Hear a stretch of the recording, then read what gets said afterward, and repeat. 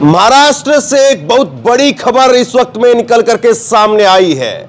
छगन भुजबल ने इस्तीफा दे दिया है और छगन भुजबल ने इस्तीफा देते हुए जो बातें कही है निश्चित तौर पर महाराष्ट्र की राजनीति में बवाल खड़ा करने वाली हैं।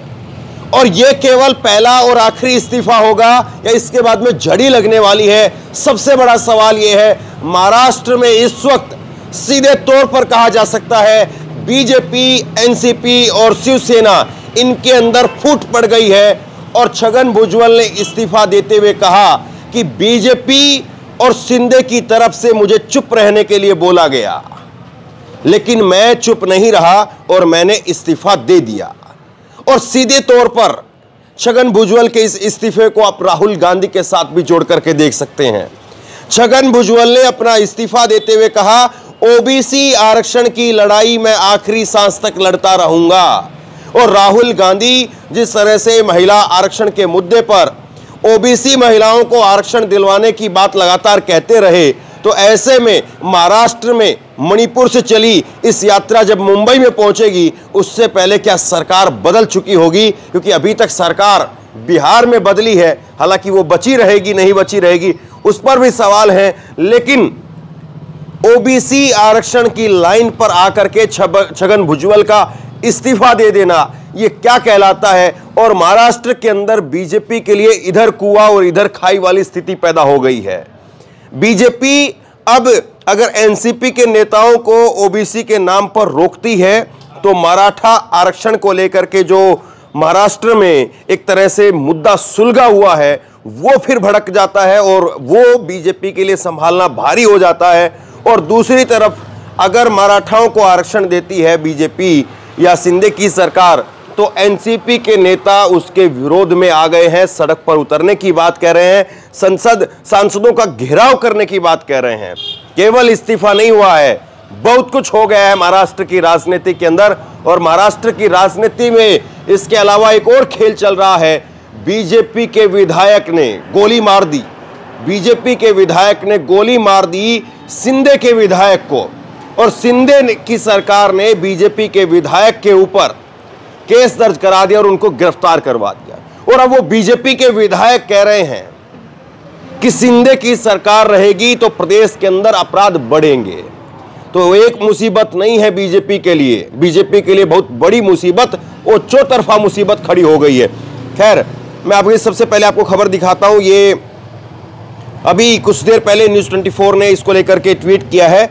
एनसीपी नेता ने मराठों को ओबीसी वर्ग से आरक्षण देने के विरोध में अपना इस्तीफा सीएम को सौंपा।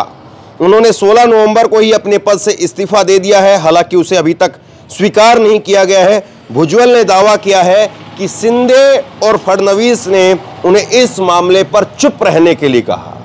तो देखिए किस तरह से जो है वो बीजेपी के अंदर जो धुआं अभी आपको दिखाई दे रहा है उसकी आग नीचे नीचे कहां तक फैल चुकी है। 16 नवंबर को ही अपना इस्तीफा दे चुके हैं, तो यानी करीब करीब जो है वो ढाई महीने और ढाई महीने से आप सोचिए कि मनाने की कितने कोशिशें, कितना जद्दोजहद किया गया होगा, लेकिन अब इस्तीफा दे दिया है। और वो कह रहे हैं, दूसरी आज तक की खबर देखिए, बर्खास्तगी की जरूरत नहीं है, 2 महीने भी पहले दे चुका हूं शिंदे सरकार से इस्तीफा। छगन भुजबल ने फोड़ा सियासी बम। तो सियासी बम इस वक्त में छगन भुजबल वो फोड़ते हुए नजर आ रहे हैं। और छगन भुजबल का ये सियासी बम किस पर कितना भारी पड़ेगा ये बड़ा सवाल है, क्योंकि छगन भुजबल यहां पर सीधे तौर पर शनिवार को खुलासा करते हुए नजर आए। उन्होंने कहा कि 2 महीने पहले ही शिंदे सरकार से इस्तीफा दे दिया है। छगन ने कहा कि मुख्यमंत्री और डिप्टी सीएम ने उनसे इस बारे में चुप रहने को कहा था, लेकिन जब लोग मुझे बर्खास्त करने की बात कर रहे हैं तो मैं बता देना चाहता हूं कि मैंने नवंबर में ही इस्तीफा दे दिया था। दरअसल इस खबर को समझिए, इस वक्त में बीजेपी, शिवसेना और एनसीपी की जो सरकार चल रही है उसमें छगन भुजबल को बर्खास्त करने की बात चल रही थी। और क्यों बात चल रही थी छगन भुजबल को बर्खास्त करने की, ये मैं आपको खबर दिखा रहा हूं।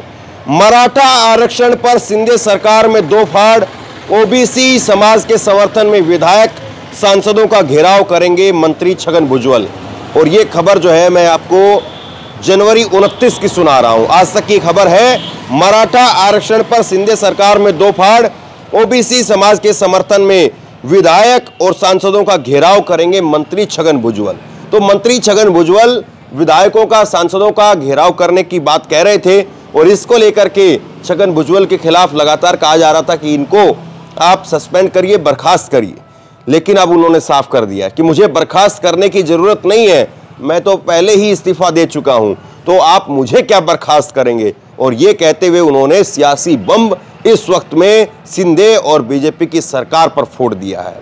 लेकिन शिंदे और बीजेपी की सरकार पर जो सियासी बम फोड़ा है, इस पर मैं बात करूं और बात इसके साथ साथ इसके बाद में मैं आपको वो भी बताऊंगा, जब गोली चल गई और गोली कांड में जिस तरह से बीजेपी के विधायक ने शिंदे सरकार के ऊपर हमला बोला है, उससे पहले जरा ये सुन लीजिए आप।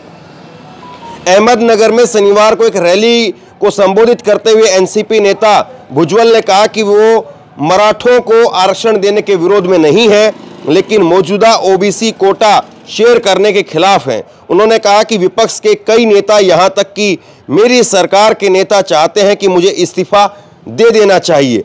किसी ने कहा कि भुजबल को मंत्रिमंडल से बर्खास्त कर देना चाहिए। छगन भुजबल ने कहा कि मैं विपक्ष, सरकार और अपनी पार्टी के नेताओं को बताना चाहता हूं कि 17 नवंबर को अम्बाद में आयोजित ओबीसी अलगर रैली से पहले मैंने 16 नवंबर को ही अपना कैबिनेट से इस्तीफा दे दिया था और उसके बाद में मैं कार्यक्रम में शामिल होने के लिए गया था। तो छगन भुजबल के ये तेवर ये बताने के लिए काफ़ी है कि महाराष्ट्र की राजनीति में सब कुछ इस वक्त में ठीक तो नहीं चल रहा है और छगन भुजबल इस वक्त में बगावत पर आ गए हैं। लेकिन सवाल ये है कि छगन भुजबल के साथ में माने जाते हैं कि 10 से 15 विधायक छगन भुजबल के साथ में रहते हैं और ऐसे में एनसीपी जो अजीत पवार की एनसीपी है, शरद पवार से अलग होकर के अजीत पवार एक गुट अपना लेकर के आए एनसीपी का और उसमें छगन भुजबल भी साथ में आए थे। तो क्या अब वापस लौटने की तैयारी हो रही है? और सवाल ये भी है कि छगन भुजबल पर जिस तरह से केस चल रहे थे वो केस अब खत्म हो गए हैं, तो क्या वाकई ये छगन भुजबल का कोई एग्जिट प्लान है? और छगन भुजबल यहाँ से अगर एग्जिट करते हैं तो फिर सवाल ये रहेगा कि कैसे जो है वो बीजेपी की सरकार 2024 का चुनाव जीतेगी अगर चुनाव से पहले ही सरकार में अगर दो फाड़ हो गई तो। अब इसके बाद में खबर आप देखिए, बीजेपी के नेता को किस तरह से टारगेट किया जा रहा है और बीजेपी के नेता शिंदे को कैसे सरकार को टारगेट कर रहे हैं, ये खबर आप देख लीजिए। और ये खबर बड़ी महत्वपूर्ण है।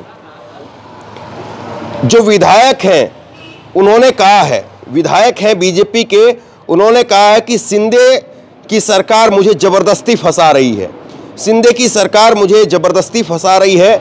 और अगर एकनाथ शिंदे अगर मुख्यमंत्री बने रहेंगे तो ऐसे में अपराध और बढ़ेंगे। ये बीजेपी के विधायक का कहना है। ये बीजेपी के वो विधायक हैं जिन्होंने गोली चलाई और गोली कांड के बाद में बीजेपी विधायक ने सीधे तौर पर एकनाथ शिंदे के ऊपर हमला बोला है और एकनाथ शिंदे पर हमला बोलते हुए उन्होंने इस बात को कहा है कि अगर ये सरकार रही तो फिर और अपराध बढ़ेंगे। अब सवाल ये है कि क्या सब कुछ ठीक नहीं है और इसीलिए ये सारे आरोप प्रत्यारोप चलाए जा रहे हैं। उन्होंने कहा कि मेरे साथ में पुलिस स्टेशन में दुर्व्यवहार किया गया, मेरी जमीन जबरदस्ती मुझसे छीनी गई।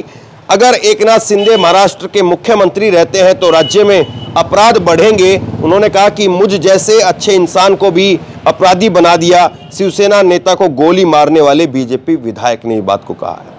बीजेपी विधायक कह रहे हैं कि पुलिस स्टेशन के अंदर मेरे साथ में दुर्व्यवहार किया गया, मेरी जमीन मुझसे जबरदस्ती छीन ली गई। अगर एकनाथ शिंदे मुख्यमंत्री रहते हैं तो राज्य के अंदर अपराध बढ़ेंगे।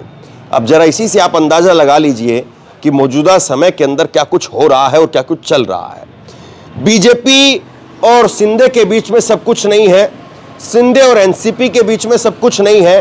दरअसल बीजेपी जो एनसीपी को अपने साथ में लेकर के आई थी वो सिर्फ और सिर्फ इस बात से साथ में लेकर के आई थी कि वो शिंदे को कंट्रोल कर पाए। और तभी से शिंदे के बीच में और एनसीपी के बीच में 36 का आंकड़ा चल रहा था। और शिंदे एक तरह से ये कह रहे थे बीजेपी को, जब मैं तुम्हारे साथ में हूं तो तुम दूसरा मुख्यमंत्री, दूसरा पार्टी को क्यों लेकर के आ रहे हो और दूसरा डिप्टी सीएम आप क्यों बनवा रहे हो। ये सवाल जो है वो एकनाथ शिंदे की तरफ से तब भी उठाया गया था, लेकिन बीजेपी एकनाथ शिंदे पर डिपेंड नहीं रहना चाह रही थी। वजह यह भी थी कि 2024 के चुनाव में जो महाअगाड़ी का गठबंधन है वो नुकसान पहुंचा रहा था, और इसीलिए कोशिश ये हुई कि एनसीपी के भी एक धड़े को अपने साथ में लाया जाए, वरना सवाल जो है वो अटक जाएगा 2024 के चुनाव का। तो अब सीधे तौर पर क्या ये माना जाए कि जिस तरह से मौजूदा समय के अंदर बीजेपी और एनसीपी के बीच में, शिवसेना के बीच में जो तकरार यहां पर नजर आ रही है, वो तकरार क्या इतनी बढ़ सकती है कि सरकार गिरने की नौबत यहां पर आ जाए? और दूसरा सबसे बड़ा सवाल ये कि किस तरह से अब सरकार को वहां पर बचाया जाएगा और सरकार को आगे चलाया जाएगा, और छगन भुजबल के इस्तीफे के साथ साथ छगन भुजबल के कैंप के जो विधायक हैं क्या वो भी इस्तीफा देंगे? सवाल फिर ये भी है। शेयर कीजिए इस खबर को, और महाराष्ट्र की इस प्रकरण पर लगातार मेरी नजरें बनी हुई है। जैसे ही वहां से कोई बड़ा अपडेट निकल करके सामने आता है तुरंत आप तक पहुंचाता हूं। इस खबर को शेयर कीजिए, लोगों तक पहुंचाइए। और छगन भुजबल ने जो आरोप लगाए हैं इस्तीफा देते वक्त, उसको लेकर के आपको क्या लगता है? क्या अब छगन भुजबल का खेमा दोबारा से वापसी की तरफ देख रहा है और दोबारा से कांग्रेस के साथ में, उद्धव ठाकरे के साथ में और शरद पवार के साथ में जाने की तैयारी हो रही है? क्योंकि यहां पर केस भी खत्म हो गए हैं और उसके बाद में मुद्दा आरक्षण का वो भी आपको मिल गया है, और उसके बाद में आप अगला प्लान अपना वहां पर लागू कर भी सकते हैं। आप क्या सोचते हैं नीचे कमेंट बॉक्स में लिख करके जरूर बताइए। इस वीडियो को खूब शेयर कीजिए, लोगों तक पहुंचाइए, और इसी तरह की तमाम खबरों के लिए ऑनलाइन न्यूज इंडिया को सब्सक्राइब कीजिए। साथ में जो बेल आइकन है घंटी उसको जरूर दबाइए, ताकि जैसे ही कोई खबर अपलोड करें उसकी नोटिफिकेशन सीधे सबसे पहले आपको मिल सके। अगर ये वीडियो फेसबुक पर देख रहे हैं तो फेसबुक पर हमारे पेज को लाइक कीजिए, फॉलो कीजिए और इस खबर को शेयर कीजिए। आपका बहुत बहुत धन्यवाद।